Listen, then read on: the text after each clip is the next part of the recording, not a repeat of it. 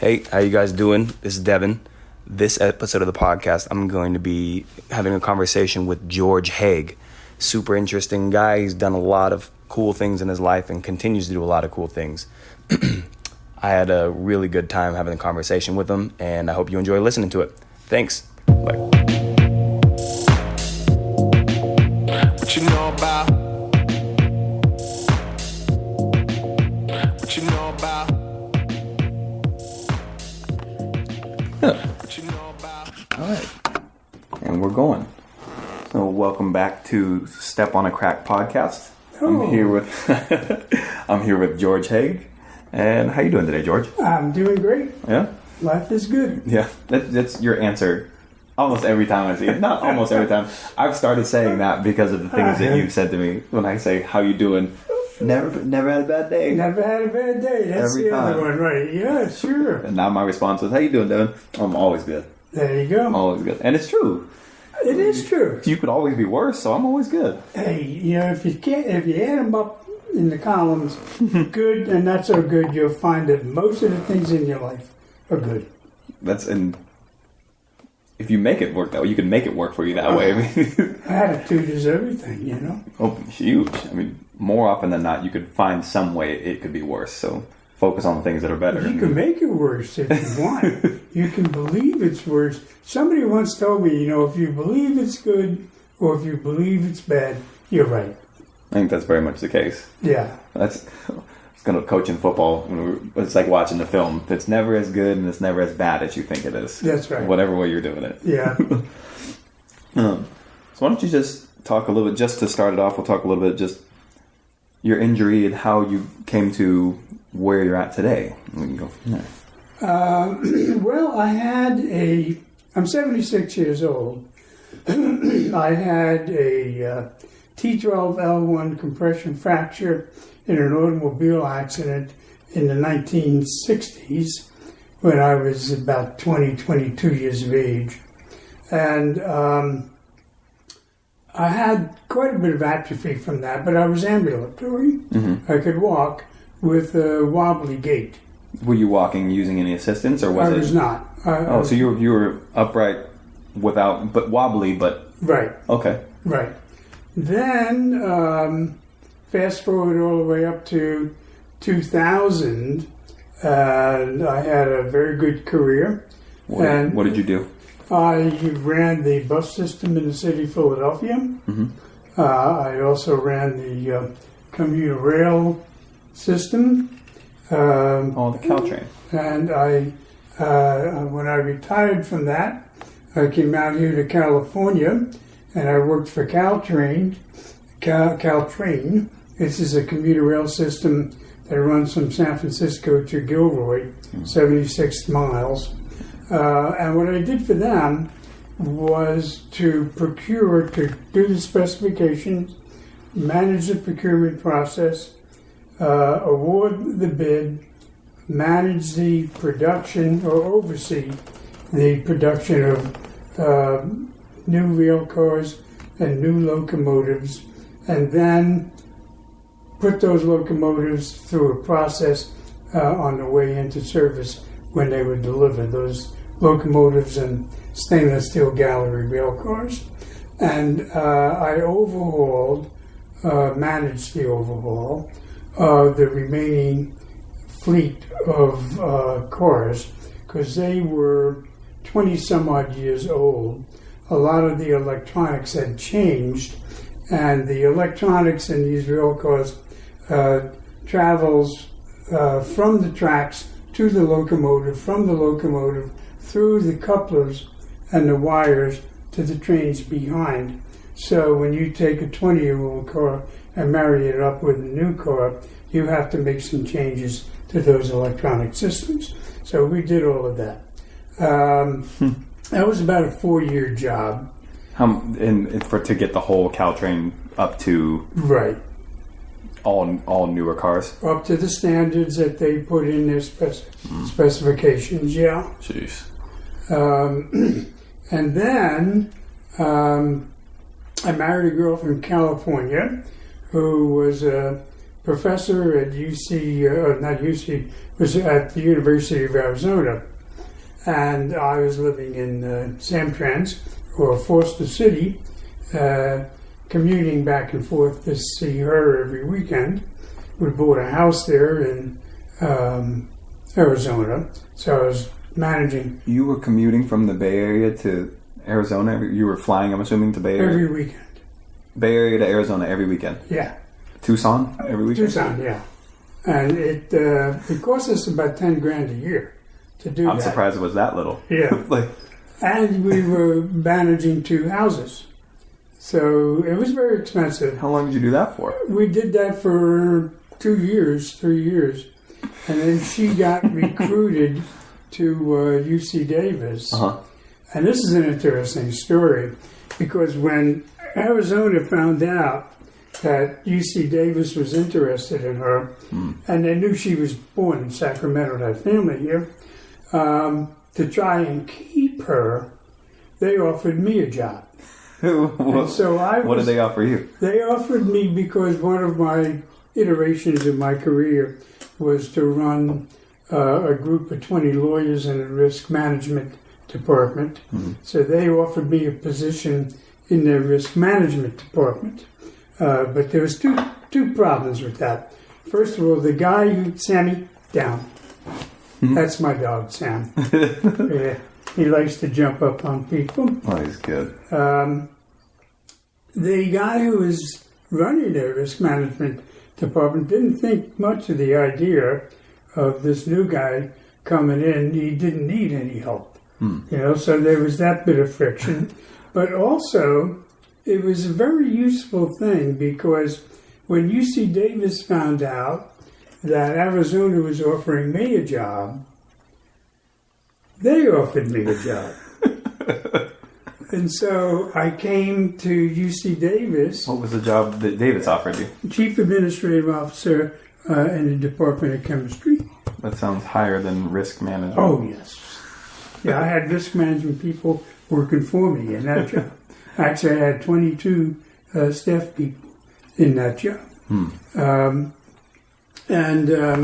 So we came to Davis. I had a job, and she had a job. Now, even that job was just a notch over 50% of what I was making doing the trains. Mm-hmm. But I was in the 4th year of that project. We had brought on board most of the new cars, and we could see the end of the project. So I had maybe another 12 or 14 months in that job, and then I wouldn't be making any money. So the UC Davis job looked pretty good. Okay. And I took it. Okay. And we've been here ever since. Jeez. So. Okay. And so you were ambulatory, walking, wobbly gait, but walking. Right. Right. So how did you get to the point that you're using a motorized scooter? Right. Well, in December of 2000, I was driving home in the car, and I had worked late that day, and I wasn't feeling very good. I was very tired, and I had the tremendous pain in my lower back. Sam, come on, get down. And I thought, man, I'm so out of shape. I got to get to the gym, and lose some weight and all of that. So I got home, I took a couple of Advil, went to bed, woke up the next morning, and I had absolutely no function in my left leg at all. And my right leg was more numb than usual.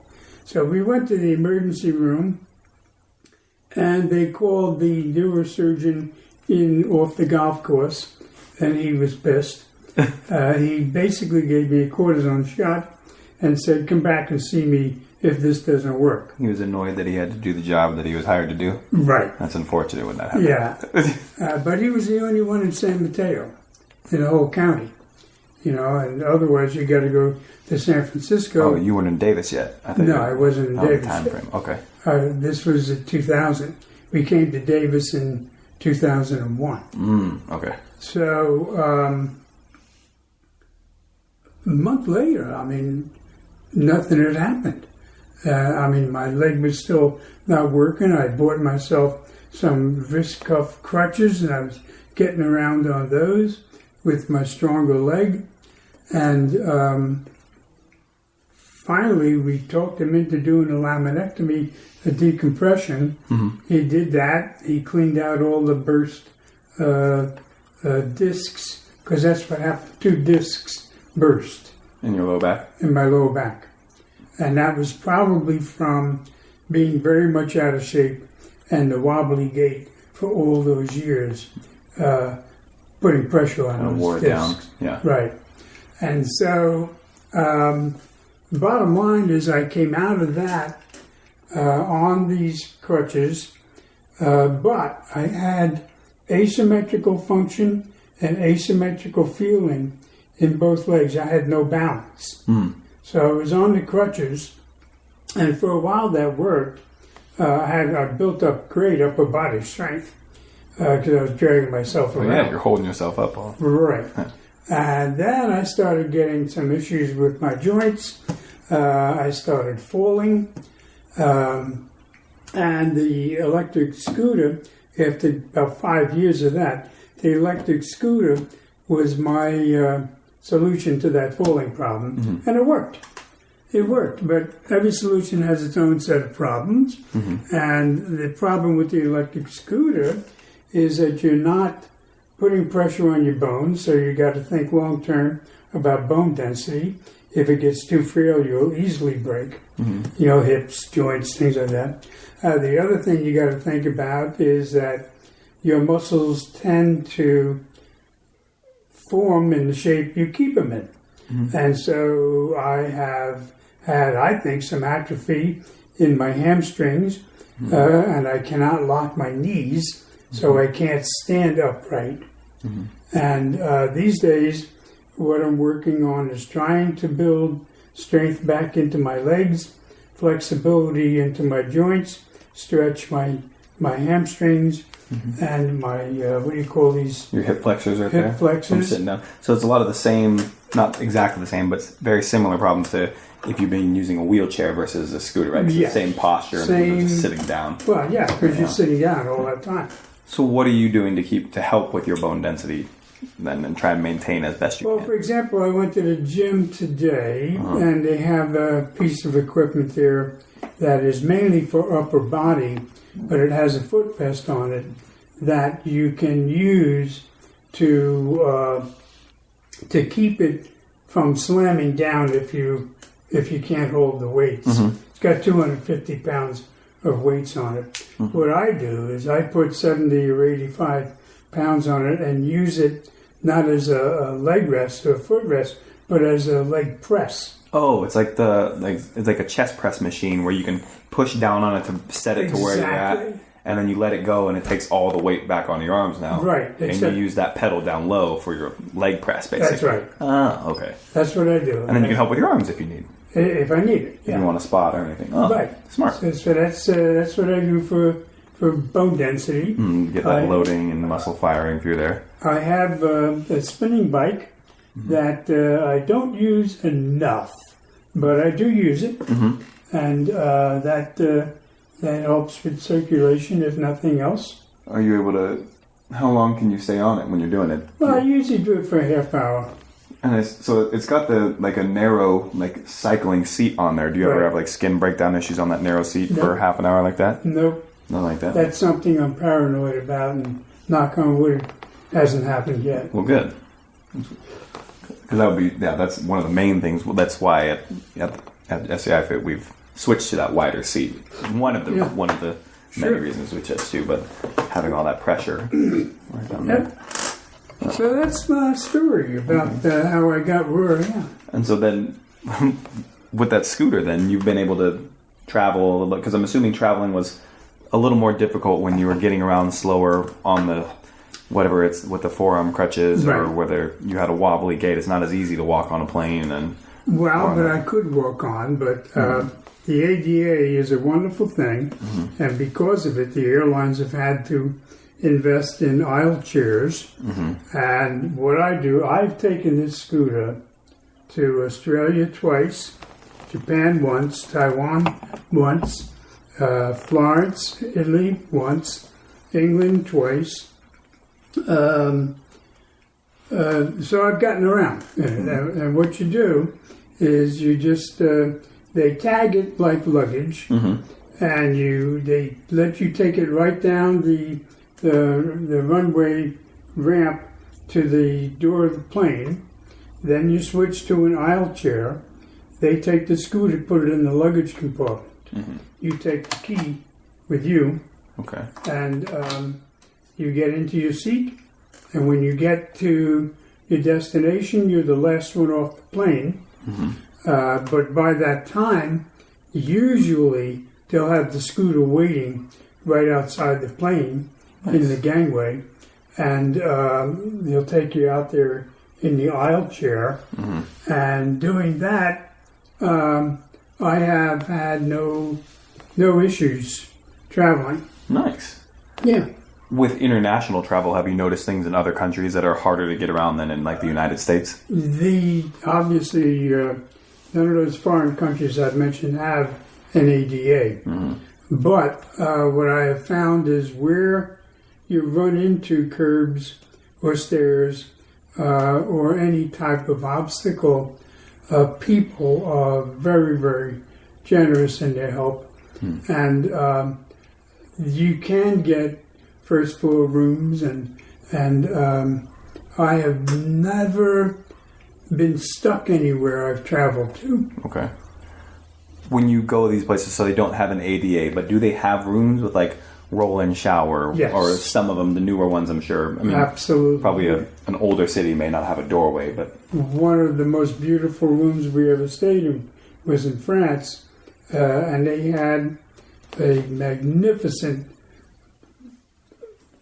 The room must have been 12 feet by 12 feet, the bathroom. Oh, really? Yeah, it was huge, with a fully tiled shower that you could roll in. And every place I've ever been will provide you with a shower chair. Nice. Okay. So the other places that you've avoided going just because of reputation for not being good for accessibility or anything like that?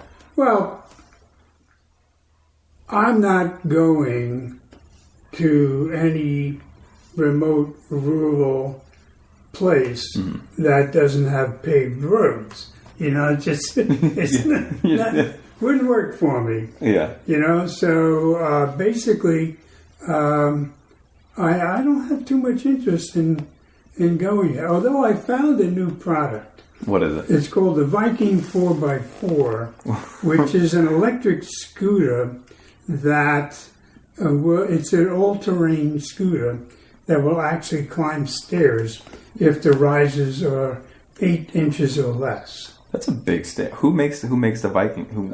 Well, you know what? I can go get the paperwork on it. Yeah, what company makes that? I'll show you. It's a company in Michigan. Okay. 1 minute, I'll be right back. All right. Here you go. I'll fill up this wine. Just filling up this wine real quick.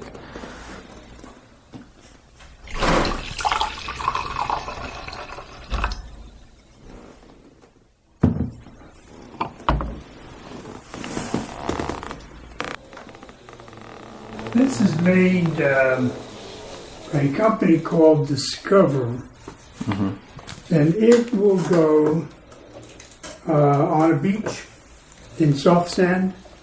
It'll go on trails in the forest. Let me. So here's a guy on the beach. Yeah. So you would transfer into that from your scooter right now, and then you just drive your scooter up. All right, it's time to go on the beach. So you transfer from your scooter into that and go. All right. Yeah. We can walk on the beach, or we can go for a hike, or we can do all this stuff right now. Yeah. Stairs up to 8 inches. Those are big steps. Oh yeah. Well, I'm sure you. Have you seen videos of anyone like going up or down steps? That would almost be concerning going down. I mean, I guess. Oh wow. And so wow.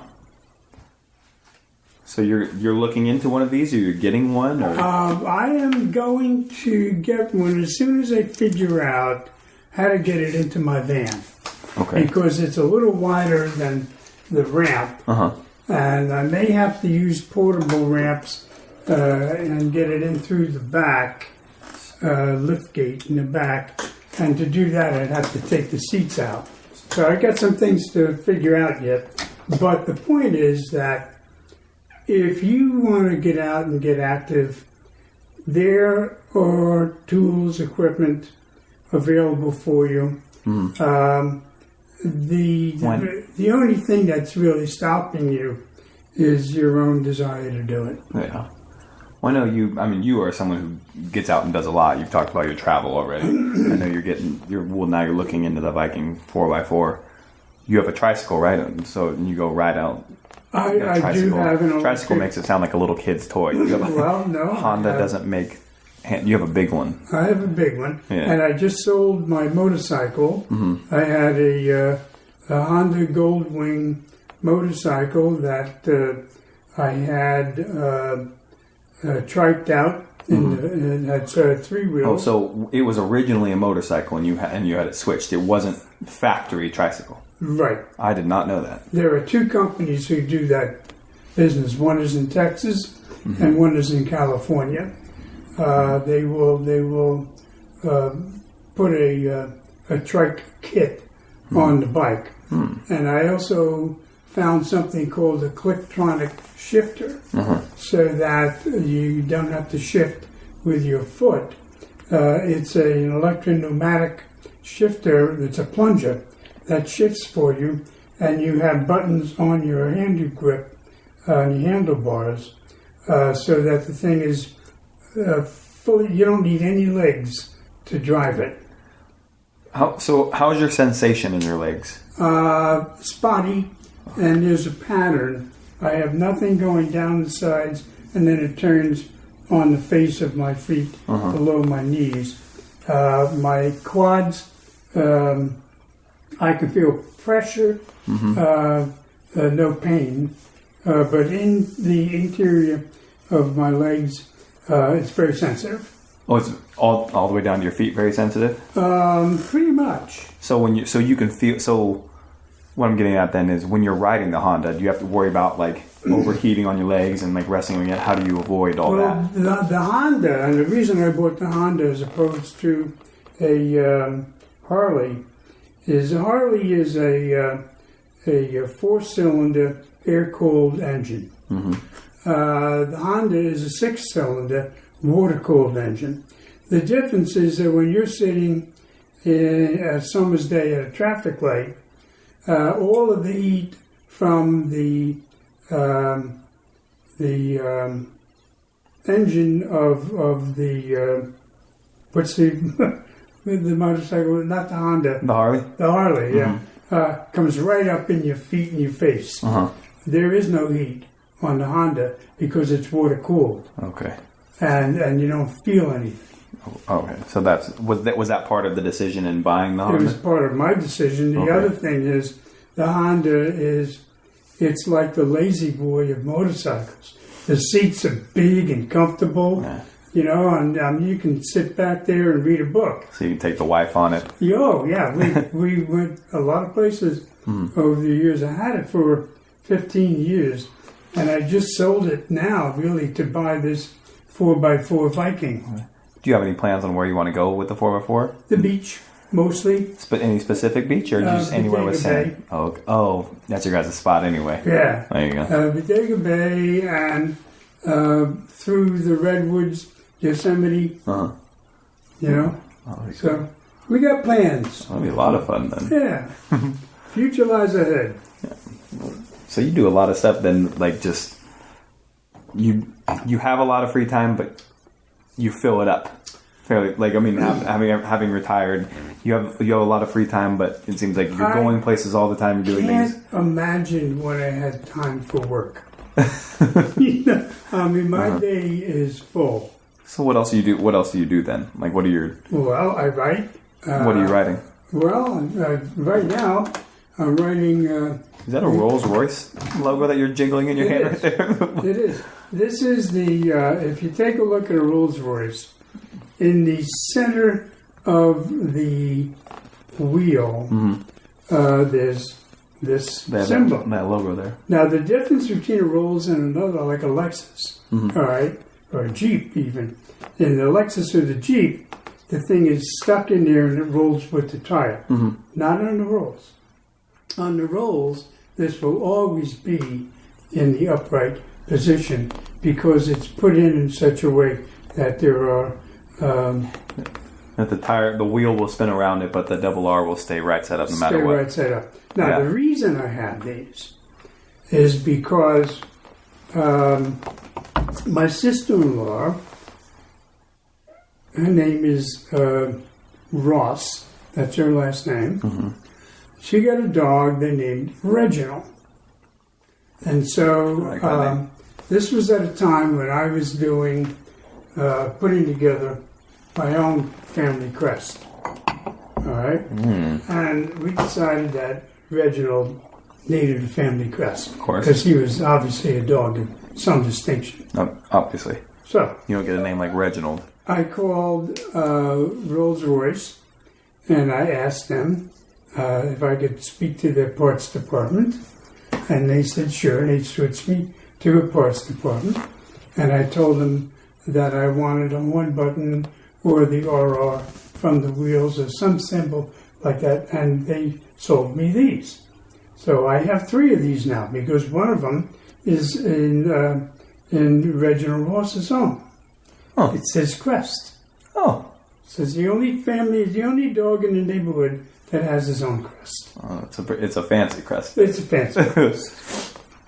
So I was looking at that when I came in, and I was like, "That's a Rolls Royce logo." I just wanted to ask. Yeah, that is a Rolls Royce. You were hiding a Rolls Royce somewhere in the house that no one knows about. It's the second level of your garage that's hidden.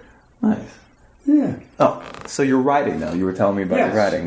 What are you working on now? That's thicker than the last time I saw it. I know that. Well, this is single-sided. Oh, okay. This is single-sided, and I've included some pictures in it. Okay. And I've added a first chapter here, which is very different. That says short story on the front. You may have to take out short.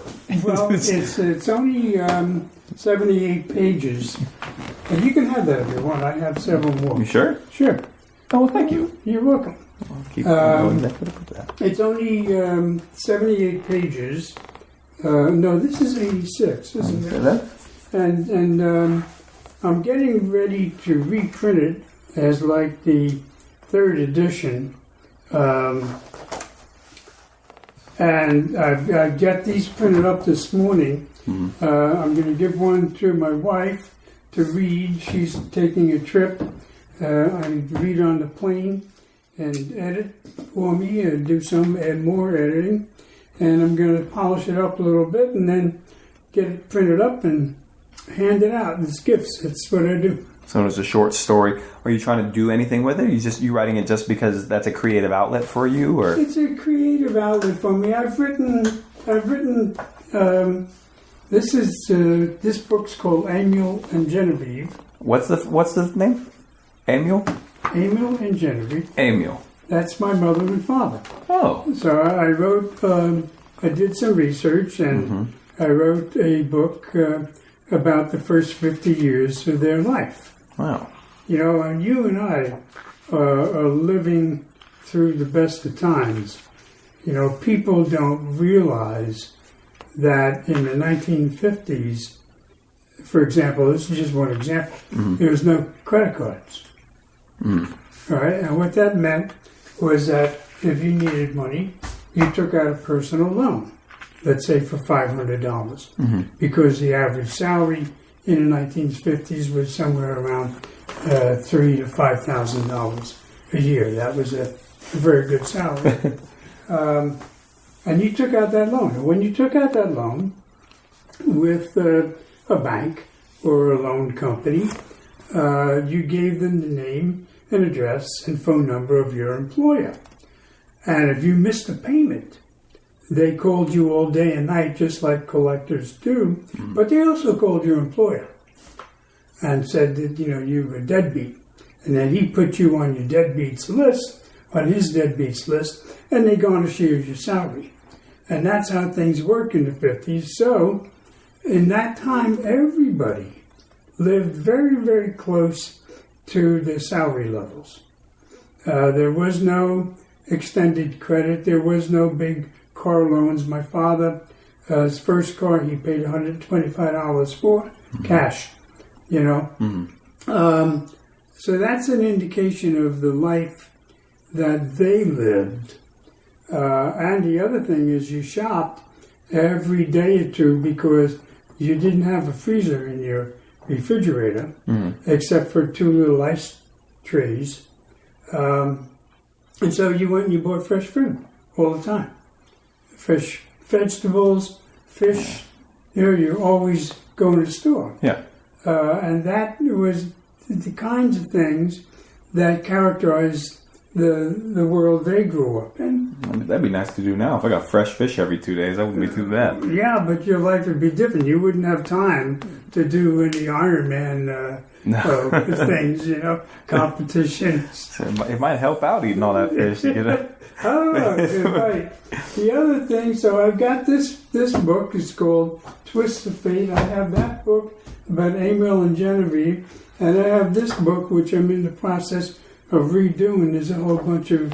This is a book about poems, mostly about things that interest me and people. And I've got about 15 new poems there.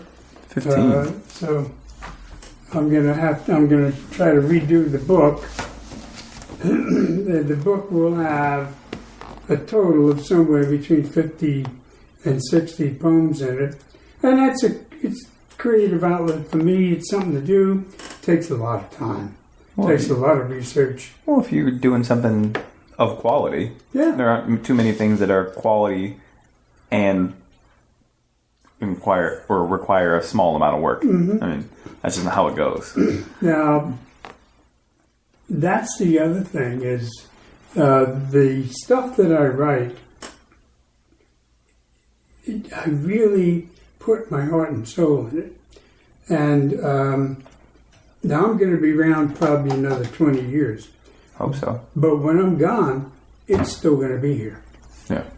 And I want to make it so that the quality of it, as you were pointing out, is still obvious 20 years from now. Well, just from talking to you and the way you talk about it and all that, I know you're putting in hours of research and hours just typing and thinking and writing and doing all that. I mean, we talked during our sessions about the different drafts that you've done, and you've rewritten, and I need to go research how they did this at this factory in this city because I'm going to mention this, or which really probably right now would have no consequence because no one's going to know that in 1946 they didn't use that piece of equipment, but it does to you. Yeah. And it will to someone who reads it. And if it makes the difference and makes it more realistic or more captivating to that person, then it's worth doing the research. Well, it also, whether or not the reader realizes it, when they're reading the story, they have to intuitively feel a sense of realism, even if it's fiction, unless it's like Star Wars or something like that. But I think there's a sense of realism in there too, and it's fiction, but I think that's why it captures so many people. Where they put the realism in that fantasy stuff is in the human behavior. Exactly. It's all, we're not out in space with lightsabers and all that, but the human dynamics and the relationship between people and the reactions that they have and the emotions are all definitely real. Right. And you can feel it with them.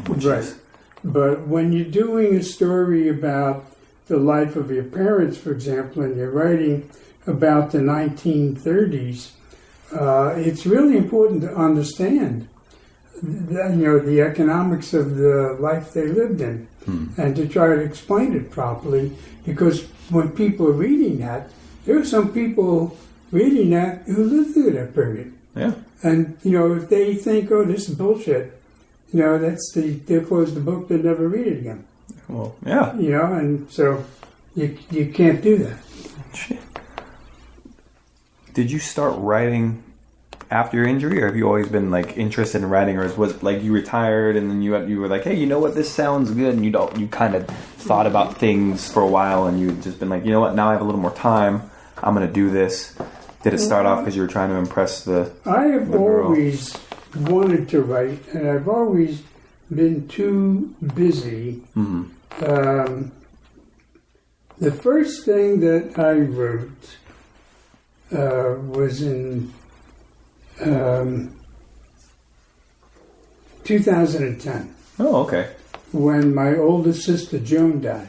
And I wrote a poem to her that we put on the little mass cards. Oh, cool. And it's very simple. It says, to Joan, we shared a bond, deep and unspoken, of family, respect, and a love unbroken. Feelings rarely discussed, yet we knew, a kinship, a closeness that aged and grew. Lives lived separately, years apart, but joined forever at the heart. Your courage, example, your humor and joy often stiffen the spine of this sibling boy. I miss you dearly, I hurt, and I'm sad, and eternally grateful that all that we had. That was the first thing I wrote. It's really good. That's a pretty meaningful first thing to write. It's not. Well, I mean, and it was so. Would you say that that's kind of what you'd always wanted to write, and then her? I have no idea where that came from. I was sitting right at this desk, and I was very, very affected by her death. And I just started writing. Now, I did edit the original, the first things that I wrote, but that is pretty much what came out of me at that point. And after a while, I got a very overwhelmingly positive response to that from people who knew Joan. It's beautiful. And I decided, well, maybe I should spend some time writing. So I have. And now this is this latest edition of the Twists of Fate. I've had a lot of fun with. This is 86 pages. The one I've read a copy of that one. That one is. Well, but you haven't read the new first. No, chapter. I think it's been 7 months since I read. 8 months since. So Yeah. you've had a lot of editing and addendum work. Well, one of the interesting. Let me tell you. Can I? You can tell me whatever you want. Time? You can tell me whatever you want, Joy. This is a story about the center of this story is about a 25-year-old girl who is a graduate student at Oxford University who has an affair with her dissertation advisor that results in a child. Now, the difficulties in the story arise when you learn that she is the daughter of the King of England. So it gets a bit of a sticky wicket. And now a number of things emerge as the story rolls along. And one of them is, who is this guy that's the King of England? How did he get to be king? And so in subsequent versions that I've written after the one you read, I answered that question. And I'll tell you how I answered it. Here's the story. Okay. In 1969, August of 1969, the royal family, in my fictional story, consisted of the king, the queen, and their 3 sons.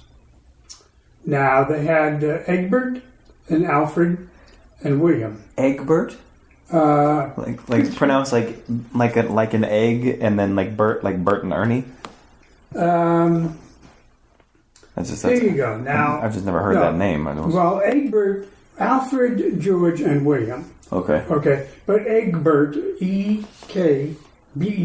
Oh, okay. All right, was the son of Alfred. Okay. So Alfred and George decide to take their teenage sons on a man's weekend to Balmoral, which is a castle the royal family owns in Scotland, 50,000 acres.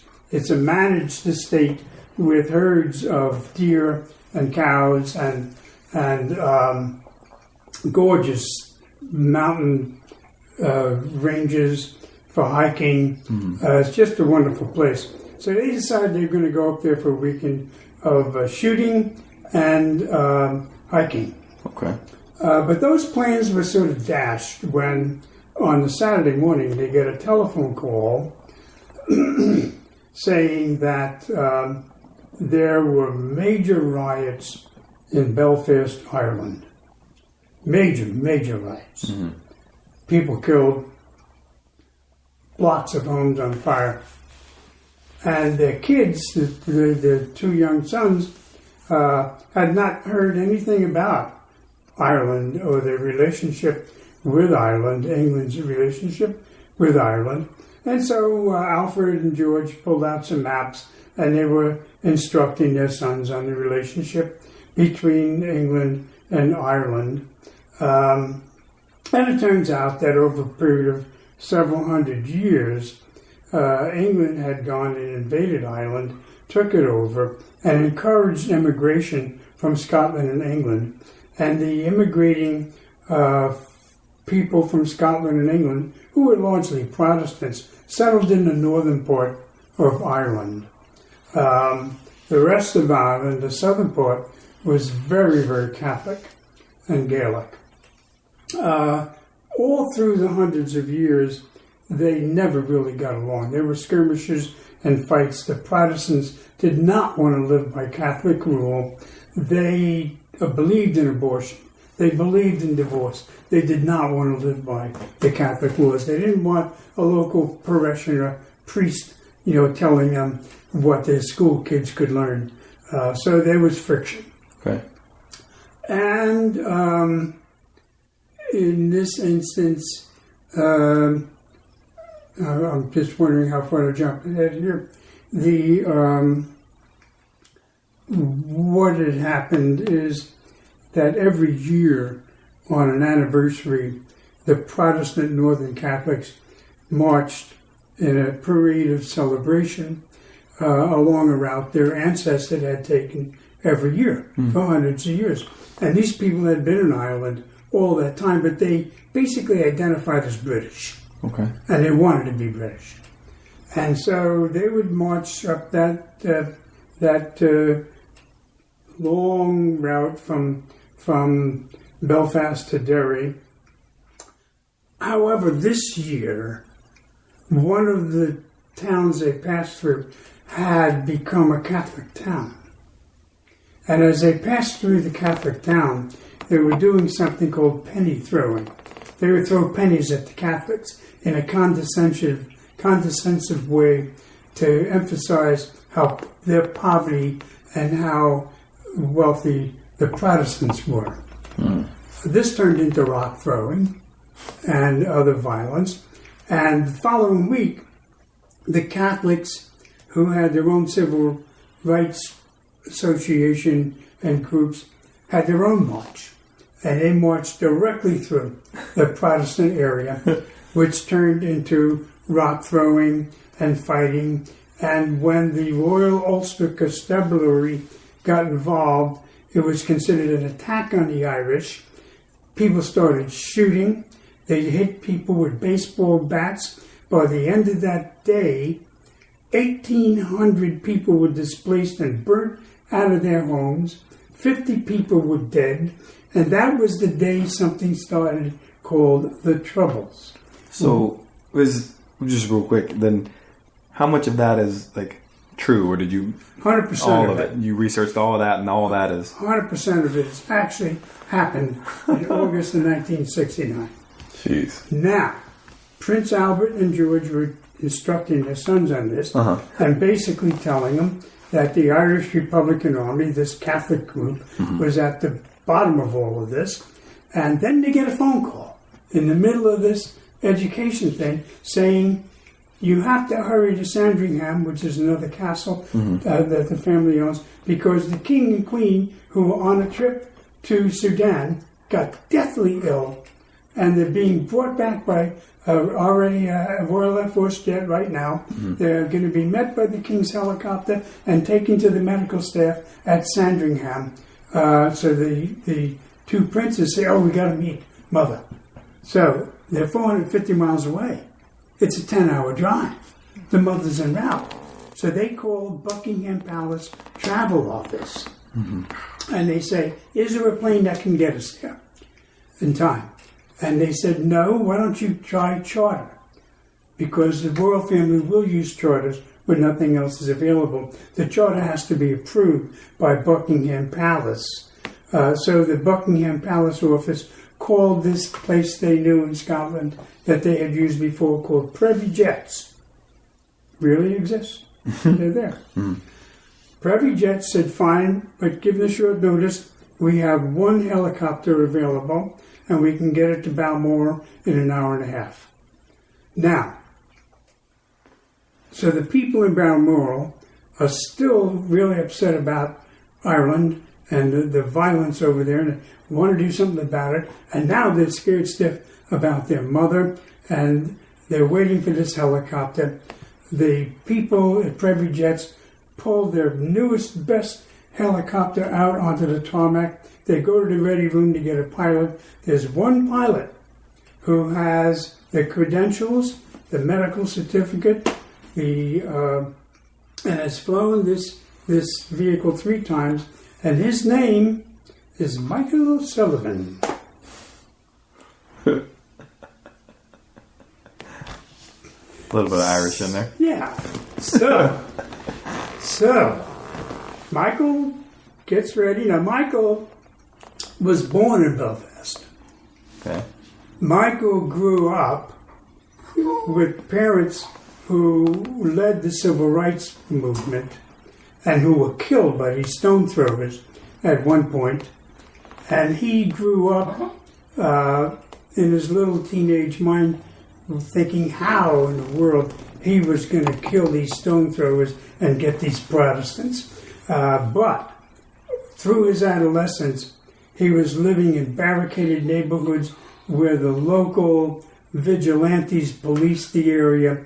Every home had burnt out shells of homes. Many of the homes were being used as bomb factories and as armories to hide guns for the IRA to kill the British soldiers. And there was fear everywhere. And when he was 18, he told his grandpa, his papa, he says, I got to get out of here. He said, I cannot live like this. There's no normal here. There will never be any normal here. I want to go to Australia. So his grandpa totally understands, and he thinks it's a good idea before he gets involved with a family, marriage and all of that, that he should do this. He should go and have a normal life. So he works with him through the labyrinth of all of the stuff that has to be done to get a passport. And the kid, several months later, he's in Australia. He finds that getting a job very, very difficult. But he also learns that because of the Vietnam War, the Australian army is very strained, and they, for the first time, will let foreigners apply. So he applies to the Royal Australian Air Force. He gets hired. No, Sammy. Sam, he gets hired, and they teach him how to fly a helicopter. Send him to Vietnam, and he's got this cushy job where he's flying the VIPs all around Vietnam. And he's got one thing that his grandpa gave him before he left. When he was leaving, his grandpa said, listen, he said, you can stay apart from the troubles here in Ireland, but you'll always be a part of this family. And he took a chain from around his neck that had an Irish cross on it, and he put it around Michael's neck. And he said, wear this and we will always be with you. So Michael had that cross on when he was going around Vietnam. Before every flight he would kiss the cross, and he never took it off. It was his only legacy, or his only inheritance. So his enlistment's up, and he's leaving the Royal Air Force Army, and he looks back at Ireland, and the troubles have not been reckoned with. They just got worse. So he's not going back there. He is no way going to move to England. And Australia is much too hot for him, and he wants to get back. So he goes to Scotland. He gets a job with Privy Jets, where he's very, very happy. He's one of the few pilots, rotorcraft pilots, on their roster. And they love him. He loves them, and he's a happy guy. He's close enough to Grandpa, but far enough away not to be affected by the troubles. So he gets this call to go to Balmoral. And all he's told is there's 4 staff people who must get from Balmoral to Sandringham to meet the Queen, because the whole world knows the Queen's coming back. So he gets to Balmoral, and he puts down his stairs, and he's getting the cabin ready, and the princes and their sons come out, and he was shocked. He said, "Oh, Prince, I didn't know it was you. I thought it was that." And the prince says, "Yeah, I know. We're in a hurry. Could we just get on with this?" And he says, "Certainly, yeah." So they sit down, they're getting buckled up, and he's listening to them talk about this incident in Belfast. And as he's taking off, he fixes the radio and his earphones so he can hear their conversation. And he hears them saying things like, "These Catholic rabble have to be shown their place. We have to show them how we won World War II. As soon as we land, well, I'm going to talk to the Prime Minister about sending the regular army over there, and we'll show them, we have to stop this. We have to put these rabble in this place." And Michael's thinking, Grandpa, Mom, Dad, and it all starts getting to him. Just about the time they are turning to go, he was taking the coast down from Balmoral to Sandringham. He was following the British coast on the North Sea, and he turned inland. Balmoral is about 3 miles inland. And about 2,500 feet, Balmoral comes into sight, and he reaches down to turn off what is the governor, which acts like a cruise control thing. Right, so he turns that off, and he's regulating the speed. And at 2,000 feet, he puts down the lever that controls the height, and they start descending. And he turns the throttle to reduce the speed, but the speed picks up. In his distraught mindset, distracted, distraught mindset, all he's thinking about is his grandpa and the violence, and the tears are running down his face, and he screws up. He turned the throttle in the wrong direction, so now they're descending at a rapid rate of speed. He was already traveling at 100 knots. And now they are 2,000 feet and descending.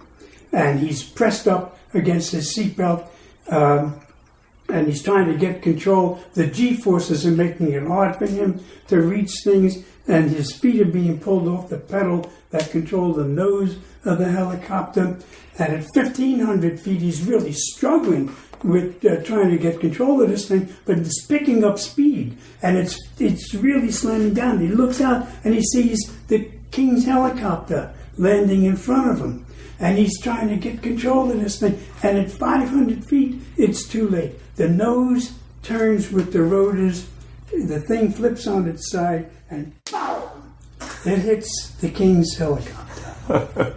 The King's dead, the Queen's dead, the medical staff on the helicopter are dead, George and the other prince are dead. Their kids are dead. And Michael is laying in the rubble. His lifeless body is laying in the rubble, face up, with a gold chain around his ear and a cross laying on his lips. Now, the one thing I haven't told you yet is that the youngest brother, the third prince, was taking a course in Oxford University. His brother called him to tell him what the plans were. And he said, all right, fine, I'm making a presentation. As soon as the class is over, I'll head over to Sandringham. It's about a 2-hour drive. So, the helicopter's crashing, all of this is going on. The youngest brother, William, is trying to take this summer course in Oxford in architecture. He's an aspiring architect. He's fifth in line to the throne. He has no chance of ever being king under normal circumstances. And his daughter Mary is going to Oxford, and she just got into a doctorate program. So he was hoping to get these courses work out and get into a doctorate program and graduate the same year as his daughter, which he thought would be the coolest thing in the world. That'd be super fun. That's what he aspired to. So he made his presentation. It took a little longer than he thought. And now he's cruising up the highway in his Jaguar E-Type, listening to a books on tape thing about architecture. And he hears these sirens behind him. And he says, Jesus Christ. And he looks back and it's like police cars with flashing lights. That's all he can see. And he says, I know, it's going fast, but, So he pulls over, and much to his surprise, they all pull over with him. And now he's surrounded by these police cars. They're all on their radio, and one cop gets out of the front car, comes up to him, and he says, Your Majesty, we have been told to escort you to Sandringham. Will you please follow me? And he goes back to his car. And the prince is just pissed. He's thinking, these people. First of all, I'm going to be late to meet my mother. Second of all, this is overkill. I was not going that fast. And third of all, he says, everybody in the world knows the only one who has the title of Your Majesty is the monarch. Yeah. And so he gets in line behind this guy, he pulls out, and all of a sudden he notices the only traffic on the highway is a police car in front of him, one on each side, and one in back. There's nobody else on the highway. And that's how Mary's father got to be king. That's a simple little story. Yeah, that's how the fifth in line. Yeah. All you need is one helicopter crash. Boom. Yeah. So that was. And this is a story about fate. Mm-hmm. But there you have two examples.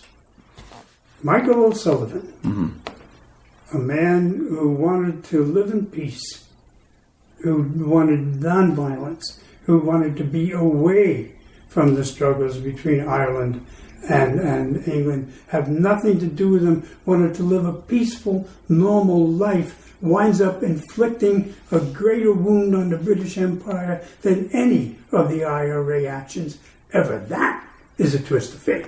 Mm-hmm. All right? The fifth in line to become the monarch in one day, being made king, is a twist in fate. Mm-hmm. And that's what the book is about. Just a story. Did you start writing that then with the intent of it becoming what it is, or No. did you have it? Did you have the title? I know oftentimes people write and they go, they don't have a title; they just start writing, and then the title comes to them kind of as the book shapes. Is that how it went with you, or did you know? The germ of this started when because I studied the royal family. Mm-hmm. I think they're really a underrated, wonderful group of people. They do about 2,000 public appearances a year. Everything from opening supermarkets to welcoming armies home. And They open supermarkets there? oh, they'll do anything like that. Can you Yeah. imagine Donald Trump showing up at a No. supermarket to open a supermarket? No, but the thing is that they are always perfect. They look royal. They behave perfectly, except for the abdication in 1937 of King Edward. There has never been a scandal in that family, which is far different from American politics.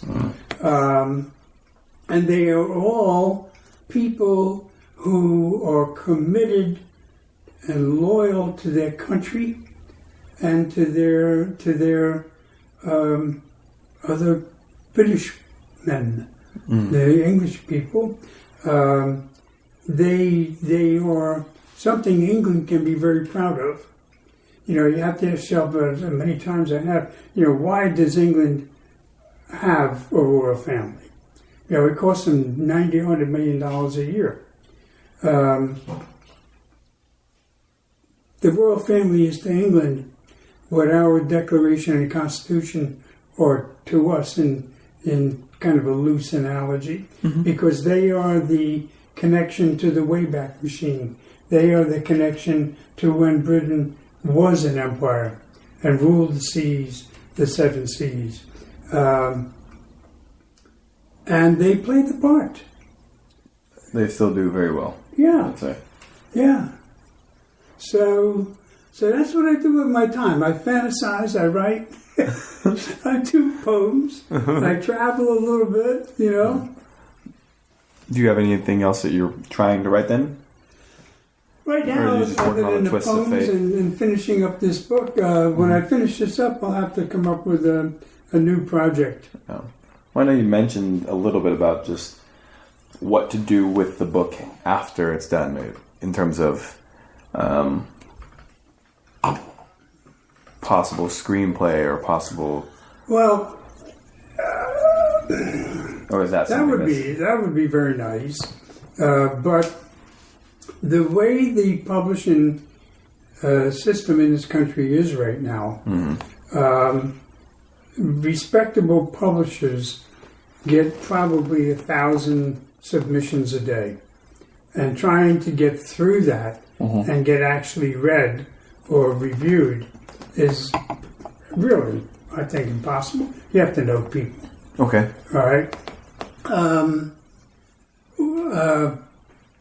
The online things are a ripoff, in my opinion. What online things? Well, they will publish your book online, and then electronically.